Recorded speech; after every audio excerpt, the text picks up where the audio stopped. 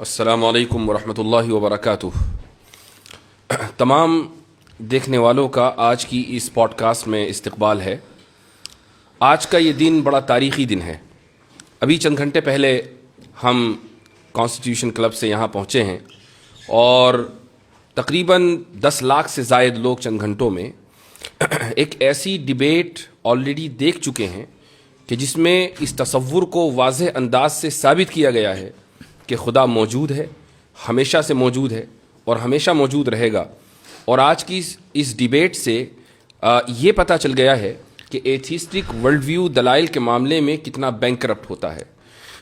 मुफ्ती smile Ahmad Abdullah Nadvi और इसी तरीके से मशहूर मुल्हिद और लिरिसिस्ट जावेद अख्तर के दरमियान ये जो डिबेट हुई है, इसका लोगों को शिद्दत से इंतज़ार था और बहुत बड़ी तादाद में लोग डिसअपॉइंट इस माना कर हुए हैं कि मैं ख़ुद ये समझ रहा था कि शायद कुछ मजबूत दलाइल एथिस्ट्स की तरफ से आएंगे और मलाहिदा शायद कोई नई दलील पेश कर पाएंगे। हम इस मैदान में एक अरसे से काम कर रहे हैं और मैं हमेशा ये दावे के साथ कहता आ रहा हूँ कि इल्हाद बग़ैर किसी दलील के एक बेबुनियाद इमारत के ऊपर खड़ा हुआ है और अल्हम्दुलिल्लाह ये बात फिर साबित हुई।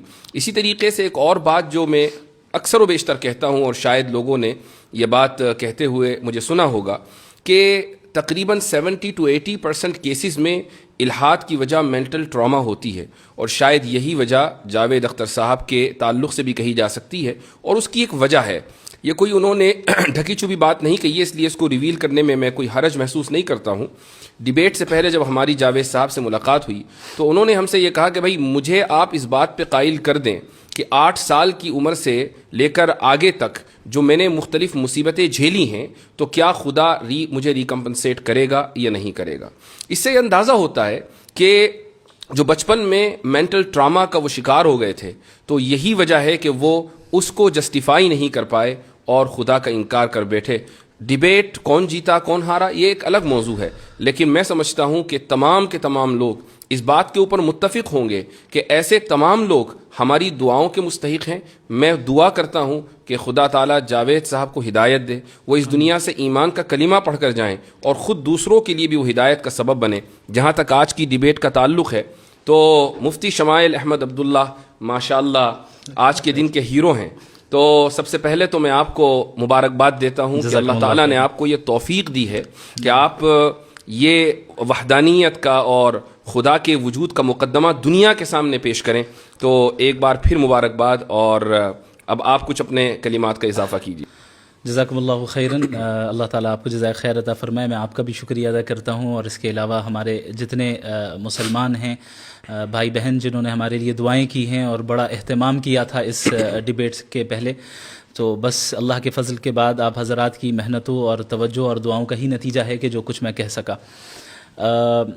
ये बात आपने बिल्कुल सही कही कि हमने एक्सपेक्ट नहीं किया था कि जनाब जावेद अख्तर साहब वही बातें करेंगे जो अक्सर करते आए, बल्कि हमने ये सोचा था कि शायद कोई एकेडमिक अंदाज में डिस्कशन होगी और मैंने तो ये इरादा किया हुआ था कि कई सारे आर्ग्यूमेंट्स मैं वहाँ पे पेश करूँगा, सिर्फ आर्ग्यूमेंट ऑफ कंटिंजेंसी नहीं। लेकिन उन्हें कंटिंजेंसी ही समझ में नहीं आ रही थी तो उसे समझाने में ही जो है 2 घंटे गुजर गए। तो अल्हम्दुलिल्लाह बहरहाल जो हुआ अल्लाह का फ़ज़ल रहा और अल्लाह का फ़ज़ल है कि हक़ बात सामने वाज़े आ गई और अल्लाह से दुआ गो हूँ कि अल्लाह उन्हें भी हिदायत दे।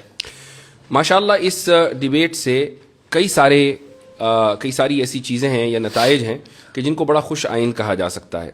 मसलन एक बात तो यही कि बड़े मजबूत अंदाज से इल्हाद के ख़िलाफ़ ये मुकद्दमा कायम हुआ है। दूसरा जो इसका बड़ा पॉजिटिव नतीजा निकला है वो ये कि शायद अभी तक लोग ये समझते आ रहे थे कि जो टीवी डिबेट के ऊपर पेड मौलाना सो कॉल्ड मौलाना जाते हैं जिनका काम सिवाय चीखने चिल्लाने की कुछ नहीं होता और उनको टीआरपी इसलिए चूँकि चैनलों को टीआरपी चाहिए तो कुछ 5,000 का थैला उनको पकड़ा दिया जाता है कि तुम चीखो बंदरों की तरह। तो ये जो परसेप्शन है ये ख़त्म हुआ है और इसको बहुत पहले ख़त्म होना था, लेकिन इस डिबेट ने तो माशाअल्लाह वो काम किया है कि उसका अंदाज़ा लगाना मुश्किल है। जी बिल्कुल सही फरमाया आपने। बिलखुसूस हमारे जो इस वक्त मुल्क के हालात हैं, इन हालात में इस तरह 2 अलग अलग वर्ल्ड व्यू के लोगों का बैठकर रिस्पेक्टफुल अंदाज में, एकेडमिक अंदाज में एक दूसरे के साथ गुफ्तगू करने की कोशिश करना, ये मैं समझता हूँ ये ख़ुद में एक माइलस्टोन है और इसके ज़रिए से इंशाअल्लाह आगे भी रास्ते हमवार होंगे कि हम अगर डिफरेंट वर्ल्ड व्यू से ताल्लुक़ रखने वाले हैं تو وائلنس کی ضرورت نہیں ہے, بلکہ ساتھ میں بیٹھ جائیں, چائے پی لیں اور ساتھ میں ایک دوسرے کے ساتھ ڈسکس کر لیں. آپ کو سمجھ میں آئے تو قبول کریں, نہ سمجھ میں آئے تو نہ قبول کریں. یہ بہت اچھی ابتدا ہوئی ہے. ایک جرنلسٹ نے ڈیبیٹ کے بعد مجھ سے آ کر یہ پوچھا کہ یہ جو ڈیبیٹ ہوئی ہے اس کا آپ کیا فائدہ دیکھتے ہیں؟ تو میں نے اس سے یہ کہا کہ کم سے کم انڈیا میں یہ پیغام بڑی مضبوطی کے ساتھ گیا ہے کہ اکیڈمک ماحول میں ان سینسٹیو موضوعات کے اوپر گفتگو ہو سکتی ہے. تو اس نے بڑی شاکنگ بات کہی مجھ سے. اس نے کہا انڈیا کا کیا مطلب, ساری دنیا میں ایسا ہی ہے, ڈیبیٹ ان موضوعات پر ہوتی نہیں ہے. میں نے کہا نہیں, آپ غلط ہیں. یورپ میں, امریکہ میں, دنیا کے اکثر ممالک میں ان موضوعات کے اوپر ڈیبیٹس ہوتی ہیں, بڑے ہی اکیڈمک ماحول میں گفتگو ہوتی ہے, دونوں طرف سے دلائل آتے ہیں, اور الحمدللہ ہم حق کا جو مقدمہ ہے وہ بڑے واضح انداز سے پیش کرتے ہیں. ایک جرنلسٹ نے مجھ سے بھی کچھ اسی طرح کا سوال پوچھا تھا. اس نے کہا کہ باقی چیزوں کو چھوڑ کر ڈز گاڈ ایگزسٹ پر ہی کیوں بات ہوئی؟ تو ہم نے کہا کہ بھائی ہمارے نزدیک گاڈ کا ایگزسٹنس جو ہے وہ در حقیقت سب سے بڑا مسئلہ ہے, اور گاڈ پر ایمان لانا یہ سب سے بڑا مسئلہ ہے, چونکہ باقی ساری چیزیں سیکنڈری درجے کی چیز ہے. ہمارے لیے ہم اس دنیا میں آئے ہیں, ہماری زندگی کا پرپس جو ہے وہ اللہ کو راضی کرنا ہے, اللہ کی اطاعت کرنا ہے. تو یہ سوال دراصل اس بنیاد پر مبنی ہے کہ آپ اس چیز کو ایک سیکنڈری اور پرائیویٹ چیز سمجھ رہے ہیں, اور سمجھ رہے ہیں کہ اس کی کوئی خاص اہمیت نہیں ہے, آپ کو صرف مادی اور مٹیریلسٹک جو ہے ترقی کرنی ہے. یہی ورلڈ ویو دراصل جو ہے مغربی دنیا نے دیا ہے کہ کس طریقے سے لوگوں کو مٹیریلزم میں مبتلا کر دیا جائے. اور الحمدللہ اللہ نے چاہا تو یہ ایک بہت بڑا سبب بنے گا کہ لوگوں کو حق ان تک پہنچے اور سمجھیں کہ ہم اس دنیا میں کیوں آئے ہیں اور ہماری زندگی کا اصل مقصد کیا ہے. ضرور, ماشاء اللہ. اچھا, ڈیبیٹ میں کچھ ٹاپکس ڈسکس ہوئے, اور ویسے تو آپ نے ماشاء اللہ وافی شافی جواب دیا وہاں پر, اور میں سمجھتا ہوں کہ جو شخص 2 گھنٹے کی ڈیبیٹ کو دیکھے گا تو جن موضوعات کا احاطہ کیا گیا ہے ان موضوعات کے اوپر اس کو اچھی معلومات فراہم ہوگی. لیکن چند باتیں ہیں جن کو ٹائم کی لمیٹیشن کی وجہ سے, اور جو اس وقت جو وائب رہتی ہے اس میں آپ کو 5 باتیں کہنی ہیں, ٹائم کم ہے, اس میں سے 2 باتیں آپ نے کہہ دی اور 3 باتیں رہ گئی, تو اس لیے پوسٹ ڈیبیٹ انالیسس کا یہ فائدہ ہوتا ہے کہ جو بات رہ جائے اس کو بعد میں ذکر کر دیا جائے. جاوید صاحب نے ایک بات کہی, اور وہ یہ کہ مذاہب کی تاریخ چند ہزار سال سے زیادہ نہیں ہے, یعنی وہ 7-8 ہزار سال, اور انسان اس سے پہلے کا ہے. اور یہ جو مذاہب شروع کیے ہیں یہ تعلیم یافتہ لوگوں نے کیے ہیں, لیکن ساتھ میں انہوں نے جو اس کا ایک چیز ایڈ کی ہے وہ یہ کہ مذہب ایک عرصے تک رہا اور اس کے بعد وہ ختم ہو گیا, پھر دوسرا مذہب آیا, پھر تیسرا مذہب آیا. اس سے یہ پتہ چلتا ہے کہ خدا فانی ہے. جی اصل میں ان کی پوری توجہ ٹاپک سے ہٹ کے ریلیجن, چونکہ اکثر وہ ریلیجنس پر ہی بات کرتے آئے, اور مجھے لگتا ہے کہ گاڈ کے ایگزسٹنس پر شاید ان کی پہلی ڈیبیٹ ہے, مجھے نہیں نظر آئی. تو وہ گاڈ کے ایگزسٹنس سے ڈائریکٹ خدا تک یعنی اصلی بندے سے پہلی ڈیبیٹ ہے. جی, اصلی بندے سے پہلی ڈیبیٹ ہے. جی جی, یہ بہت اہم پوائنٹ ہے. اس کی وجہ یہ ہے کہ یہ جشن ریختہ تو تھا نہیں کہ اس میں مثلا کوئی صحافی خاتون یا کوئی مرد بیٹھ گیا اور اس نے کبھی غالب کا شعر پڑھ دیا اور انہوں نے 5 اشعار کا اضافہ کر دیا, اور پھر مستر کے کچھ اشعار حالت اس طرح شاید وہ یہی سوچ کر آئے تھے, وہ یہ سوچ کر آئے تھے کہ بھائی میں کچھ بھی پھینک دوں گا یا کچھ بھی کہہ دوں گا, تو اس طرح نہیں ہوا کرتا. اور یہ ایک good lesson has been learned, جتنا صرف ان کے ذریعے بلکہ جتنے بھی لوگ تھے کہ جو الہاد کی طرف سے پیش ہوئے تھے آڈینس میں, ان کو بھی یہ پتہ چل گیا کہ اہل مذہب کے پاس جو مقدمہ ہے وہ بہت اسٹرانگ ہے. اور یہ صرف انہی کا نہیں بلکہ پورے ایتھیسٹک ورلڈ ویو کا یہ ایک طریقہ رہتا ہے کہ وہ یہ پریٹینڈ کرتے ہیں کہ ایتھیزم ڈیفالٹ پوزیشن ہے. جی ہاں, جبکہ ایسا نہیں ہے. اگر ہم تاریخ میں دیکھیں تو جو بہت سب سے پہلا جو ملتا ہے ایتھیسٹ یا ایتھیسٹک فلسفی جو ملتی ہے, اگر ہم ہندوستان سے ہی لیں تو تقریباً وہ میرے خیال سے 500 سے 600 بیفور کامن ایرا ہے, اور اس سے پہلے بھی مذاہب کے ہمارے پاس یعنی ٹیسٹیمنیز موجود ہیں, آثار ظاہر ہوئے ہیں, اور پتہ چلا ہے کہ ان سویلائزیشنز کے ہاں اس سے پہلے سے خدا کا تصور موجود تھا. بلکہ ہر مذہب میں اگر خدا کا تصور ہے, صحیح یا غلط اس سے قطع نظر, تو اس کا مطلب تو یہ ہوا کہ جب سے مذاہب ہیں تب سے انسانیت اس بات کے اوپر متفق ہے کہ خدا ہے. خدا کی تشریح میں تو اختلاف ہوا ہے, تو یہ تو یونیورسل ٹروتھ ہوا. صحیح. اور جہاں تک ان کا یہ کہنا ہے کہ مذاہب آئے اور چلے گئے, خدا فانی ہو گیا, تو وہ مذہب غلط تھا اس لیے فنا ہو گیا. اس کا خدا کہاں فانی ہوا, خدا تو باقی ہے, صحیح مذہب آج بھی باقی ہے. ہر مذہب فیت مانگتا ہے. یہ تو ایسے سردرد والی چیز ہے, پتہ نہیں یہ اس کھول میں مبتلا ہیں, اس سے کیوں نہیں باہر آ رہے ہیں. اصل میں ریچرڈ ڈاکنز نے یہ ذکر کیا ہے کہ فیتھ اور بلیف میں فرق ہے. فیتھ وہ ہے جو ارریشنل ہو اور اس کے پیچھے ایویڈنس نہ ہو, اور بلیف یہ ہے جو ایویڈنس بیسڈ ہو, ریشنل ہو, اور خود آپ ایکسپیرینس کر سکتے ہو. تو وہ ان کا اپنا ہے بھی نہیں, انہوں نے وہاں سے لیا اور اس پہ ان کو پورا فیتھ ہے. جی ہاں, اس پہ وہ غور نہیں کر رہے ہیں کہ صحیح ہے کہ نہیں ہے. جی ہاں. تو وہ ہمیشہ سے ہر ڈیبیٹ میں یہی کہتے ہیں, اسی لیے میں نے ان کو واضح کیا کہ بھائی فیتھ صحیح بھی ہو سکتا ہے, غلط بھی ہو سکتا ہے. آپ جو ڈیفینیشن فیتھ کی بیان کر رہے ہیں وہ بلائنڈ فیتھ ہے, اس کو تو ہم بھی نہیں مانتے ہیں. دو باتیں انہوں نے اور کہی ہیں. جی. ایک بات انہوں نے یہ کہی کہ انسان کی پیدائش رینڈم ہے, اور دوسری بات انہوں نے یہ کہی کہ انصاف انسانی تصور ہے. اس کو کیسے, مجھے یقین ہے کہ آپ نے اس وقت بھی جواب دیا تھا, لیکن پھر بھی اس کو تھوڑا سا الیبوریٹ کریں. انسان کی پیدائش رینڈم ہے, یہ تو ظاہر ہے کہ ان کے ورلڈ ویو کے اعتبار سے, ہمارے ورلڈ ویو کے اعتبار سے بالکل واضح ہے کہ ہم اس دنیا میں ایک مقصد کے تحت بھیجے گئے ہیں. اب ان حضرات کی طرف سے سوال یہ ہوتا ہے کہ بھئی اگر ہم بھیجے گئے اس دنیا میں تو خدا نے ہم سے پوچھا کیوں نہیں, اسی لیے وہ اپنے آپ کو کہتے ہیں کہ ہم رینڈملی آ گئے. تو یہ سمجھنا چاہیے بھئی خدا کا اور انسان کا درجہ کیا ہے. وہ خدا ہے, آپ کا امپلائی تھوڑی ہے جو آپ سے پوچھے گا. تو ہم اس دنیا میں آئے, یہ آپ کو لگ رہا ہے کہ رینڈم ہے, جبکہ ایسا نہیں ہے, ایک مقصد کے تحت آئے. دوسری بات یہ کہ جو رینڈمنس ہے نا, تو اس کا جو پوائنٹ آف ریفرنس ہے وہ ہم ہیں, خدا نہیں ہے. صحیح. یعنی ہمارے لیے ایک انسان کی پیدائش رینڈم ہے, کسی کو پہلے سے پتہ نہیں ہوتا کہ 10 سال کے بعد کون اس دنیا میں آئے گا. ہمیں ایسا لگتا ہے کہ رینڈملی کوئی انسان آ گیا, لیکن خدا کے لیک آف انفارمیشن. ایگزیکٹلی. تو یہ تو آرگیومنٹ فرام اگنورینس ہے. آرگیومنٹ فرام اگنورینس ہے. اور یہ چیز میں نے اپنے اوپننگ اسٹیٹمنٹ میں بتائی تھی کہ یہ جو یا تو آرگیومنٹ فرام اگنورینس ہی ہوگا ان کے جواب کی بنیاد, یا پھر یہ کہ وہ ڈوگمیٹک آنسر دیں گے. انصاف انسانی تصور ہے, یہ تو سمجھ میں آ گیا, وہ آگے پیچھے کرتے رہے. انصاف انسانی تصور ہے, اور انہوں نے کہا کہ نیچر میں انصاف نہیں پایا جاتا ہے.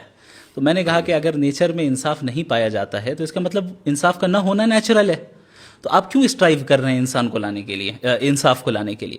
اور انصاف اگر لوگوں کا بنایا ہوا ہے تو پھر مسئلہ وہی آبجیکٹو اور سبجیکٹو والا آتا ہے کہ آپ کیسے ڈیسائیڈ کریں گے کہ انصاف اچھی چیز ہے یا بری چیز ہے. آپ کے نزدیک انصاف اس لیے اچھی چیز ہے چونکہ سوشل کنسنسس ہے. تو سوشل کنسنسس تو ایسی چیز ہے جو ہر زمانے میں یعنی ہر 50 سال 100 سال میں چینج ہو جائے, اس کی تو کوئی گارنٹی نہیں ہے. جبکہ انصاف ایک ایسی چیز ہے جو کہ آبجیکٹیولی مورلی ٹرو ہے, اور جو چیز آبجیکٹیولی مورلی ٹرو ہو, ظاہر ہے کہ اس کے لیے کوئی ایسا فاؤنڈیشن اور اسٹرانگ فاؤنڈیشن چاہیے جو سوشل کنسنسس سے یا پرسنل پریفرنس سے چینج نہ ہو, بلکہ اکراس اسپیس اینڈ ٹائم یکساں رہیں, سیم رہیں. انصاف نیچر میں موجود نہیں ہے اور انسانی تصور ہے, یہ دراصل خدا کے وجود کی دلیل ہے. وہ اس طریقے سے کہ اگر انصاف across the natural world exist کرتا, جانوروں میں ہوتا, شیر پرندوں میں ہوتا اور پتھروں میں ہوتا, تو آپ یہ کہہ سکتے تھے کہ بھئی دنیا, انسان اس دنیا کا حصہ ہے تو اس میں بھی ہے, لیکن کہیں نہیں ہے, انسان میں ہے اور انسان ہی مکلف ہے. تو اس سے یہ ثابت ہوا نا کہ یہ بائی ڈیزائن ہے, بائی ایوولوشن نہیں ہے. صحیح. تو یہ ایک بہت مضبوط دلیل ہے جو وہ ہمیں ہمارے ہاتھ میں پکڑا رہے ہیں کہ یہ دلیل آپ میرے خلاف دے دیں. اچھا, ایک اور جو مسکنسیپشن ہے ایتھیسٹ کا, میرے خیال سے اس کو کلیئر کرنا بہت ضروری ہے, اور وہ یہ ہے, اور مجھے اس کا اندازہ ہے کہ اس وقت اس کو کلیئر نہیں کیا جا سکتا تھا چونکہ ہماری جو ڈیبیٹ ہے وہ ایگزسٹنس آف گاڈ پر ہے یا تھی, وہ مذہب کے اوپر نہیں تھی. اور یہ جو مسکنسیپشن ہے وہ یہ ہے کہ اہل مذاہب کے یہاں سوال کو ڈسکریج کیا جاتا ہے, کہا جاتا ہے کہ سوال مت کرو, اور جو لوگ سوال کرتے ہیں وہ ترقی کر کے کہاں تک پہنچ گئے, اور جن لوگوں نے سوال کو ڈسکریج کیا وہ آج کہاں پڑے ہوئے ہیں. تو یہ جو مسکنسیپشن ہے اس کو ذرا کلیئر کیجیے. میں نے وہاں پر یہ بات کہی تھی کہ مذاہب اور ظاہر ہے بالخصوص اسلام سوال کرنے سے ڈسکریج نہیں کرتا ہے, ہاں بیجا سوال کرنے سے ڈسکریج کرتا ہے. تو صحیح سوال اور غلط سوال, کہاں سوال کرنا چاہیے کہاں نہیں کرنا چاہیے, یہ دراصل فرق ملحوظ رکھنا چاہیے. اب ایک انسان اللہ سے بیجا سوالات کریں جیسے کہ وہ کرتے آئے ہیں, ولیعذ باللہ ان کے الفاظ ہیں کہ اگر وہ ہے تو پھر اس کی کیا مجال ہوگی, میں پوچھوں گا اور یہ کروں گا, تو ظاہر ہے یہ بیجا چیزیں ہیں. تو یہاں پر آپ کو سوال کرنے کی اجازت نہیں ہوگی, چونکہ جب آپ نے گاڈ کے ایگزسٹنس کو تسلیم کر لیا تو آپ نے اس کی اتھارٹی کو مان لیا ہے. اب جس کی اتھارٹی کو آپ نے تسلیم کر لیا ہے تو اب اس سے سوال نہیں ہوگا. ہاں, لیکن اس اتھارٹی کو تسلیم کرنے کی تلاش میں جب تک آپ اس راستے میں ہیں, ظاہر ہے سوال کرنا, اسی لیے قرآن کہتا ہے فَاسْأَلُوا أَهْلَ الذِّكْرِ إِن كُنتُمْ لَا تَعْلَمُونَ, کہ تم علماء سے سوال کرو, اہل علم سے سوال کرو, جاننے والوں سے سوال کرو اگر تمہارے پاس علم نہیں ہے. تو یہ بھی دراصل ایک ڈوگمیٹک آرگیومنٹ ہے جو ایتھیسٹک دنیا کی طرف سے اٹھایا جاتا ہے کہ مذہب تو سپریس کرتے ہیں. اچھا ایسا ہو سکتا ہے کہ ماضی میں بہت سے مذاہب ایسے گزرے ہوں اور ابھی بھی ایسے مذاہب ہوں جو ان چیزوں کو ڈسکریج کرتے ہوں, لیکن اگر ظاہر ہے اگر وہ کرتے ہیں تو ہم تو اسے سپورٹ نہیں کرتے. ہم تو جو اس مذہب کے قائل ہیں جو صحیح مذہب ہے. جو میں نے ابھی کہا کہ اس وقت اس سوال کا جواب اس طریقے سے دینا ممکن نہیں تھا چونکہ ڈیبیٹ ریلیجن پر نہیں ہے, ورنہ قرآن کریم نے واضح طور سے کہہ دیا کہ لا تسألوا عن اشیاء ان تبد لکم تسؤکم. یہ ان تبد لکم تسؤکم کا جو اضافہ ہے وہ خود بتا رہا ہے کہ مطلق سوال سے منع نہیں کیا جا رہا ہے بلکہ ایسے بیجا سوالات سے منع کیا جا رہا ہے جو نقصان دہ ہیں, وہ خود آپ کے لیے نقصان دہ ہیں. تو یہ جو ان لوگوں کی طرف سے ایک مسکنسیپشن پھیلایا جاتا ہے اس کو ٹھیک کرنا بہت ضروری تھا. اسی طریقے سے اگر آپ ہماری ہسٹری کو دیکھیں, خدا کی ذات اور خدا کی صفات کے تعلق سے میں سمجھتا ہوں کہ جتنا ڈسکشن ماضی میں ہو چکا ہے بالکل ابتدائی دور میں معتزلہ کے دور میں اور اس کے بعد, تو وہ پورا کا پورا رچ ٹریڈیشن اور کلچر یا کہہ لیں کہ پورا لٹریچر وہ آج بھی ہمارے پاس موجود ہے. اور بہت سے کریکلمز میں جو اسلامک ٹیچنگ کے اسلامک اسٹڈیز کے کریکلمز ہیں ان میں پڑھایا جاتا ہے. آپ دیکھیں کہ معتزلہ نے سب سے پہلے صفات کا انکار کیا. کیا آپ یہ کہہ سکتے ہیں کہ بھائی آج کوئی ایسا کر کے دکھا دے؟ بھائی معتزلہ نے اللہ تعالیٰ کی ذات کو صفات سے ڈیٹیچ کر دیا اور کہا کہ اس کی کوئی صفت نہیں ہے, تو کیا ان کی گردنیں مار دی گئیں یا یہ کہا گیا کہ تمہیں سوال کرنے کا حق نہیں ہے؟ تو یہ ایک بہت ہی بڑا دھوکہ ہے کہ جو ان لوگوں کی طرف سے پھیلایا جاتا ہے. جی ہاں, ایک بڑا بچکانا سوال آیا اور میں تو بہت زیادہ حیرت زدہ رہ گیا, اور یہ حیرت کی وجہ یہ رہی کہ جب میں نے اس موضوع کے اوپر کام کرنا شروع کیا آن لائن اور سوشل میڈیا کے اوپر میں آیا, تو بالکل ابتدائی دنوں میں غالباً یہ بات ہے 2016 یا 17 کی, تو اس وقت جو بہت لو آئی کیو قسم کے اسلاموفوبز ہوا کرتے تھے وہ آ کے یہ سوال کیا کرتے تھے کہ قرآن میں ڈائناسور کا تذکرہ کیوں نہیں ہے. بڑے تعجب کی بات ہے. میں حیرت زدہ رہ گیا کہ جاوید صاحب ابھی تک ایوالو کیوں نہیں کر پائے اکیڈمیکلی. اصل میں اب تک وہ رسل کو ہی پڑھ رہے ہیں. وہ اب تک رسل تو کو ہی پڑھ رہے ہیں. جی ہاں, تو آپ کا جو جواب تھا وہ بڑا زبردست تھا ماشاء اللہ, کہ قرآن ہدایت کے لیے ہے, وہ جیوگرافی یا زوالوجی یا اس طرح کے مضامین کو کور کرنے کے لیے نہیں ہے. کچھ چیزوں کا اس میں مظاہر فطرت کے تحت تذکر آ گیا, وہ بات الگ ہے. اچھا, اب آ جاتے ہیں ہم اس عظیم الشان لفظ کی طرف کہ جس کو ہمارے جاوید صاحب آخر تک سمجھ نہیں پائے. کنٹینجنسی. جی ہاں, کنٹینجنسی. کہیں میں نے وارن کر رہا ہوں کہ کہیں لوگ جاوید صاحب کی چڑ نہ رکھ دیں کنٹینجنسی, ان کے ہاں نیچے جا کے ٹویٹر کے اوپر یہ لفظ ٹائپ نہ کرنے لگیں. یعنی میں انکریج نہیں کر رہا ہوں, please don't take me wrong, لیکن ایسا ہو سکتا ہے. اس کی وجہ یہ ہے کہ یعنی ایک بہت ہی معمولی آرگیومنٹ, معمولی ان دا سینس کہ تمام داعین جو اس میدان میں کام کر رہے ہیں, جتنے بھی دعات ہیں یا جو ڈیبیٹس کرتے ہیں, جن کو ان موضوعات سے دلچسپی ہے, چاہے وہ اس طرف کے ہوں یا اس طرف کے, یعنی وہ مسلمان ہوں یا غیر مسلم ہوں, وہ آرگیومنٹ آف کنٹینجنسی سے واقف ہیں. جی, آپ ایک نہ بڑا چہرہ ہیں الہاد کا اس ملک میں, اور آپ ڈیبیٹ کرنے کے لیے آئے ہیں اور نیشنل پلیٹ فارم کے اوپر ڈیبیٹ کرنے کے لیے آئے ہیں, راجدھانی سے وہ میں ڈیبیٹ ہو رہی ہے, اور آپ یہ نہیں سمجھ پا رہے ہیں کہ آرگیومنٹ آف کنٹینجنسی ہوتا کیا ہے. اور جبکہ ایکسپلین کیا گیا کئی مرتبہ اردو میں بھی اور ہر طریقے سے, آپ نے بھی کھڑے ہو کر سوال کیا سے اور انفینٹ ریگریس کو سمجھانے کی کوشش کی, لیکن اس کے بعد بھی نہیں سمجھ سکے. بڑا تعجب ہے. میں سمجھتا ہوں کہ اب جس عمر میں وہ پہنچ گئے ہیں, جیسے اب ظاہر ہے ایتھیسٹک ورلڈ ویو الگ ہے, ہمارے ورلڈ ویو میں جب اس عمر کے میں کوئی پہنچ جائے اور دیندار ہوں تو ہم پھر ان کو کہتے ہیں کہ گوشہ نشینی اختیار کرتے ہیں وہ حضرات, اور دعا کرتے ہیں, ہم ان سے دعا کی درخواست کرتے ہیں. اب انہیں اپنے ورلڈ ویو میں گوشہ نشین بن جانا چاہیے. اب جو ہے وہ ان چیزوں میں نہیں پڑنا چاہیے, بلکہ توجہ دیں اور کوشش کریں کہ بھئی کیا بات ہے, حقیقت کو تلاش کرنے کی کوشش کریں, اپنے حد تک رکھیں. کیونکہ ایک ڈیبیٹ کے اندر الیکٹران اور نیوٹران کی تسبیح پڑھیں. ایک ڈیبیٹ کے اندر 2 گھنٹوں کے اندر کتنی جگہ وہ اپنے آپ کو کانٹرڈکٹ کر رہے ہیں. اگر ہم اس کو ریکیپ کریں اور دیکھیں, جب ہم مورالٹی کی بات کرنے آئے تو وہ کہہ رہے ہیں کہ سوسائٹی سے مورالٹی طے ہوگی, تو ہم نے کہا آپ نازی جرمنی کو سپورٹ کرتے ہیں. نہیں, پلانٹ ارتھ, تو پلانٹ ارتھ میں جو ہے اکثریت جو ہے مذہب خدا کو مانتی ہے, آپ نہیں مانتے. پھر لاسٹ میں کہہ رہے ہیں کہ میں میجورٹی والی بات واپس لیتا ہوں. وہ بہت اہم پوائنٹ ہے, بہت اہم پوائنٹ ہے. اچھا, یہ جو آرگیومنٹ آف کنٹینجنسی ہے یقیناً لوگوں نے اس کو سمجھ لیا, لیکن پھر بھی ہمارے ناظرین کے لیے اس کو مختصر انداز میں سمجھائیے. دیکھیں, اس کائنات کی ہر چیز کنٹینجنٹ ہے. اس کا مطلب یہ ہوتا ہے کہ یہ ایگزسٹ کر بھی سکتی تھی اور نہیں بھی کر سکتی تھی, یعنی اس کا ایگزسٹ کرنا کوئی نیسیسری چیز نہیں تھی. اور اگر ایگزسٹ کرتی تو ڈفرینٹ لاز کے ذریعے بھی کر سکتی تھی. یعنی ابھی جو لاز آف نیچر چل رہے ہیں, ہو سکتا ہے کوئی اور لا آف نیچر ہو. علم کلام کے طلباء کے لیے اضافہ کر دوں, اسی کو ممکن الوجود کہا جاتا ہے. ممکن الوجود عدم ہو سواء. جی, تو جو ممکن الوجود ہوگا, جو کنٹینجنٹ ہوگا, وہ ظاہر ہے کسی اور کے اوپر ڈیپینڈڈ ہوگا اپنے ایگزسٹنس میں.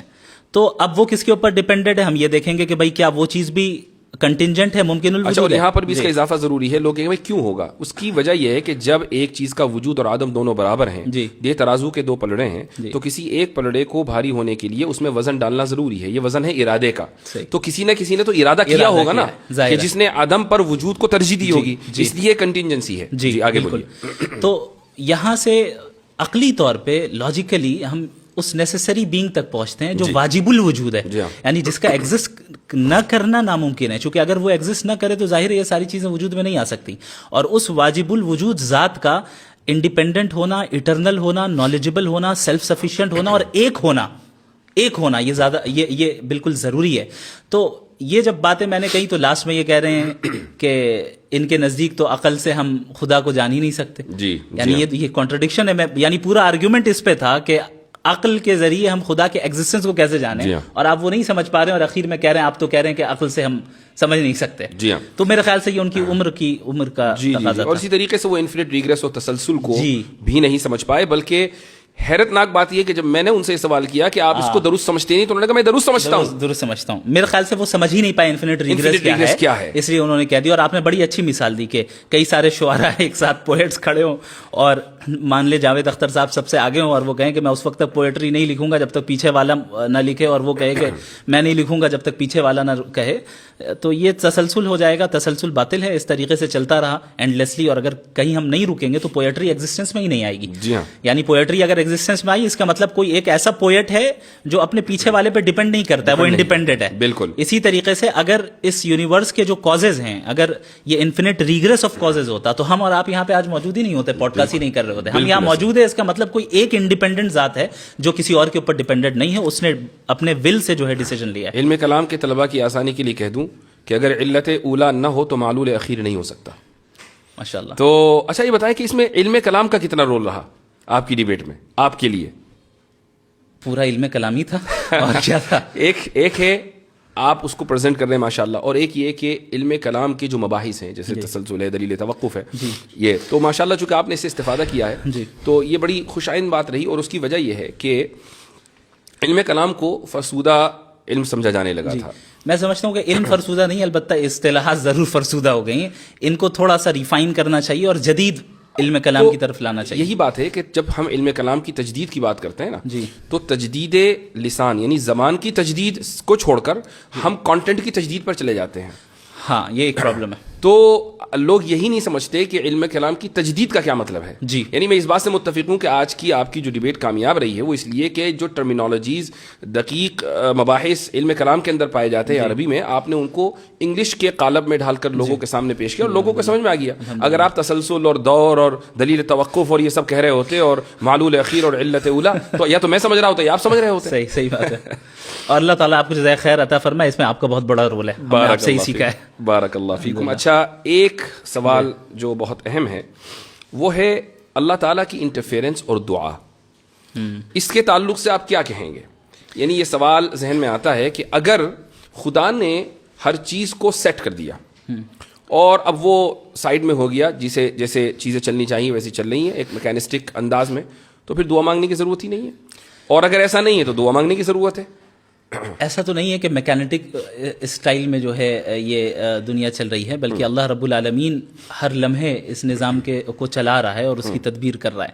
انسانی زندگی میں بنیادی طور پہ دو قسم کے احوال آتے ہیں. ایک وہ ہیں جن پہ اس کا کنٹرول نہیں ہوتا ہے, اور دوسرا وہ ہے جس پہ اس کا کنٹرول ہوتا ہے. مثال کے طور پہ ہم فری ول کا استعمال کر کے ہم اعمال کرتے ہیں, اعمال کو انجام دیتے ہیں, اب چاہے اچھا عمل کریں یا برا عمل کریں. بہت سے حالات ایسے ہوتے ہیں جہاں پہ ہمارا کنٹرول نہیں ہے. مثلا کوئی حادثہ ہو گیا یا کوئی ایسی چیز آ گئی جسے ہم تبدیل نہیں کر سکتے ہیں, تو وہ براہ راست اللہ کے حکم سے ہوتا ہے. تو دعا کی اہمیت اس لیے بھی باقی رہتی ہے چونکہ وہ حالات بھی ایک طرف ہیں جہاں پہ آپ کا کوئی کنٹرول نہیں ہے اور اللہ کا مکمل کنٹرول ہے. دوسری چیز, جب ہم کوئی عمل اپنے فری ول سے بھی کیوں نہ کر رہے ہوں, اللہ کی توفیق ضروری ہوتی ہے. اس لیے اللہ سے دعا مانگنے کا حکم خود اللہ نے دیا. اور اگرچہ ایسا ممکن ہے کہ اس دنیا میں ہو سکتا ہے کہ ہم جو مانگ رہے ہیں اللہ سے وہ ہمیں اس دنیا میں نہ ملے, لیکن اس کا جو ریوارڈ ملنا ہے وہ اللہ کے یہاں متعین ہے. اسی لیے اللہ کے نبی صلی اللہ علیہ وسلم نے دعا کو عبادت قرار دیا. تو ظاہر ہے یہ مستقل ایک عبادت ہے. یعنی بالفاظ دیگر یہ کہا جا سکتا ہے کہ ہم دعا مانگتے ہیں تو اس بات کی کوئی اس بات کی کوئی یعنی گارنٹی نہیں ہے کہ وہ دعا اسی انداز سے قبول ہوگی جس انداز سے ہم چاہ رہے ہیں. جی یعنی ہو سکتا ہے کہ وہ اجر کی صورت میں قبول ہو جائے, ہو سکتا ہے کہ وہ تاخیر کی صورت میں قبول ہو جائے. ایک بات. دوسری بات یہ بھی ہے کہ ہمیں کیا معلوم کہ دعا کس انداز سے قبول ہوگی. یعنی ہمارا کام تو دعا مانگنا ہے, وہ آل وائز ہے, ہم آل وائز نہیں ہیں. جی. تیسری بات یہ ہے کہ ایک بات شرح عقائد میں لکھی ہوئی ہے, میں تمام لوگوں کے ساتھ اس کو شیئر کرنا چاہوں گا. یہ مبحث وہاں آیا ہے اور اس میں تفتازانی یہ فرماتے ہیں کہ وہ ایک حدیث ہے جس کے تحت یہ کلام ہے کہ لا يرد القدر الا الدعاء, کہ تقدیر کو صرف دعا بدلتی ہے. اب یہاں سوال یہ ہوتا ہے کہ کیا دعا سے واقعی تقدیر بدل جاتی ہے؟ تو اس کا جواب انہوں نے یہ دیا ہے کہ مثلا ایک انسان ہے اور اس نے دعا, اللہ تعالیٰ کے علم میں یہ بات ہے کہ یہ دعا مانگے گا اور دعا مانگ کر فلاں کام ہوگا. یہ دعا بھی چونکہ عبادت ہے, تو اگر یہ دعا مانگے گا نیکی کی تو اس کی عمر 60 سال ہوگی, اور دعا نہیں مانگے گا تو اس کی عمر 40 سال ہوگی. لیکن چونکہ اللہ کے علم میں ہے کہ دعا مانگے گا تو ہر حال میں دعا مانگتا ہے, تو دعا نہ مانگنے کے لیے جو ایلیجیبل عمر ہے دعا نہ مانگنے کی صورت میں وہ 40 سال ہے, اور مانگنے کی صورت میں جو ایلیجیبل عمر ہے وہ 60 سال ہے. اور یہ دونوں چیزیں اللہ تعالیٰ کے علم میں ہیں. تو وہ یہ ساری چیزیں, یعنی اس سے جو میں نے اضافہ کیا ہے بتانے کا مقصد یہ ہے کہ یہ جو مباحث آج کانسٹیٹیوشن کلب میں ڈسکس ہو رہے تھے, یہ تو تفتازانی نے 1000 سال پہلے لکھ دیے نا. بات یہ ہے کہ ہمارے جو طلباء ہیں, اساتذہ ہیں, میں ان کی توجہ اکثر و بیشتر اس طرف مبذول کراتا ہوں کہ آپ کے پاس ایک مضبوط علمی روایت ہے, اس مضبوط علمی روایت کو صرف پیش کرنے کا سلیقہ چاہیے, بالکل اس کے علاوہ اور کچھ نہیں. ایک اور لاسٹ پوائنٹ میں ذکر کروں گا اور اس کے بعد انشاءاللہ اپنی گفتگو کا اختتام کرتے ہیں. ملحدوں سے ایک سوال ضرور کیا جانا چاہیے کہ بھائی یہ کیا وجہ ہے کہ انسان ہی کے اندر اتنا شعور آیا ہے کہ وہ if then یعنی if A then B کا سوال کرتا ہے. یہ سوال گھوڑا, گدھا, بکرا یہ سب کیوں نہیں کرتے؟ جبکہ ڈاروینین ایوولوشن کے قائل ہیں, ڈاروینین ایوولوشن کے قائل ہیں, سب کا ایوولوشن ہوا ہے. تو کہیں گے نہیں, اصل میں وہ انسان کے اندر جو نیورونز ہیں, نیورو سیلز ہیں, وہ زیادہ ہیں. تو اگر یہ دیکھا جائے تو بھئی ہاتھی کے اندر زیادہ ہیں. وہ کہیں گے نہیں, اصل میں فرنٹل لوب میں جو نیورو سیلز ہیں نا وہ زیادہ ہیں. تو ٹھیک ہے, یہ آپ نے کیسے کا جواب دیا نا, آپ نے کہا اس لیے شعور ہے کہ اس کے فرنٹل لوب میں نیورو سیل زیادہ ہیں. میں پوچھتا ہوں کہ کیوں زیادہ ہیں؟ کیوں کا جواب سائنس کبھی نہیں دے سکتی, وہ میکینزم کو ہی بتاتی ہے. جی ہاں. تو چلیں مفتی صاحب, بہت اچھا لگا. ایک چیز اور ہے جس کا ذکر میں کروں گا جو نظر آیا کہ, اور صرف انہی کے ساتھ نہیں, اور بھی جو دیگر ایتھیسٹ ہیں, وہ یہ ہے کہ جب ان کے پاس کوئی لاجیکل آرگیومنٹ نہیں ہوتا ہے فوراً ایموشنل آرگیومنٹ پہ آ جاتا ہے. آپ نے دیکھا کہ کیسے غزہ کے مسئلے کو انہوں نے پوائنٹ ذکر کرنا بہت ضروری تھا. جی ہاں. تو پوری ڈیبیٹ میں ان کے پاس کوئی جواب نہیں رہا. اب وہ ایموشنلی جو ہے لوگوں کو ٹریگر کرنے کی کوشش کرنے لگے کہ بھئی غزہ میں اتنا قتل ہو رہا ہے اور یہ ہو رہا ہے اور وہ ہو رہا ہے. میں نے ان سے یہ سوال کیا کہ بھئی اگر بالفرض مان لیں کہ اس یعنی خدا نہیں ہے, تو آپ بتائیے کہ پھر اس کے ظلم کا اور ان کی سفرنگ کا کیا ہوگا, اور آپ کیسے ایول کو ڈیفائن کرتے ہیں؟ اب وہاں جا کے ان کے پاس کوئی ڈھنگ کا جواب نہیں رہا, چونکہ آبجیکٹیولی ایول کا موجود ہونا بھی در حقیقت خدا کے ہونے کی دلیل ہے. باقی ہمارے ورلڈ ویو کے اعتبار سے ہم اس دنیا میں ٹیسٹ کے لیے آئے ہیں, ہمارا امتحان ہو رہا ہے, ہماری آزمائش ہو رہی ہے. کیا صحابہ کرام نے قربانیاں نہیں دی؟ جس طرح آج غزہ کے مسلمان قربانی دے رہے ہیں, صحابہ نے بھی دی, اور تاریخ اسلامی میں سب نے دی. اور الحمدللہ ابھی بھی جو غزہ میں شہید ہو رہے ہیں وہ دین سے دور نہیں ہو رہے اور دین سے قریب ہوتے چلے جا رہے ہیں. صحیح بات ہے. جی. اچھا, یہ لوگ یہ سمجھ رہے ہیں, بہت سے لوگ یعنی ملحدین میں سے, کہ بھئی آپ نے غزہ کی جو جینوسائیڈ ہے اس کو جسٹیفائی کر دیا. یہ اصل میں ان کا اسے کہتے ہیں اسٹرامین فیلیسی. جی. کہ جہاں where you misrepresent your opponent. جی ہاں, آپ اپنے سامنے والے کو مس ریپرزینٹ کرتے ہیں. بھائی ہم سے زیادہ اور کون امپیتھی رکھے گا غزہ والوں سے؟ آپ تو ایک ملحد ہیں, ایک ایتھیسٹ ہیں, آپ کے پاس تو مورالیٹی کی کوئی بنیاد ہی نہیں ہے, آپ تھوڑی رکھیں گے. یعنی ان کا جو پورا آرگیومنٹ ہے غزہ کے تعلق سے وہ اس مفروضے کے اوپر مبنی ہے کہ چونکہ اللہ تعالیٰ قادر مطلق ہے, پوائنٹ اے. پوائنٹ بی, چونکہ آپ دعا مانگ سکتے ہیں. پوائنٹ سی, تو آپ دعا مانگ کے رکوا دیں. یہ کیوں نہیں کروا رہے ہیں؟ یہ تو سمجھ رہے ہیں کہ آٹومیٹک جیسے بٹن کو دباتے ہیں ویسے ریموٹ کی طرح اللہ کام کرے, ولیعوذ باللہ تعالی. پوائنٹ اے قادر مطلق ہے, اس میں کوئی شک نہیں ہے. پوائنٹ بی ہم دعا مانگتے ہیں, اس میں کوئی شک نہیں ہے. لیکن پوائنٹ سی کہ ہم دعا مانگ کر کام کروا دیں, ان دو شروع کے مقدمات اور تیسرے مقدمے میں کوئی تلازم نہیں ہے. صحیح. اللہ اس وقت کرے گا جب وہ جانتا ہے کہ بہتر ہو, اور جب وہ کرنا چاہے گا ہمارے اعتبار سے نہیں کرے گا. بالکل. ماشاء اللہ. ایک مرتبہ پھر آپ کے توسط سے پوری امت کو مبارکباد. جزاکم اور اللہ یہ خیرا. ایک بہت بڑا دن ہے اور بہت بڑا ایونٹ ہے. الحمدللہ. اور الاسلام يعلو ولا يعلى عليه وقل جاء الحق وزهق الباطل ان الباطل كان زهوقا. جزاكم الله خير بارك الجزاء. الله فيكم. بل نقذف بالحق على الباطل فيدمغه فإذا هو زاهق ولكم الويل الويل مما مما تصفون. تصفون. جزاكم الله خيرا.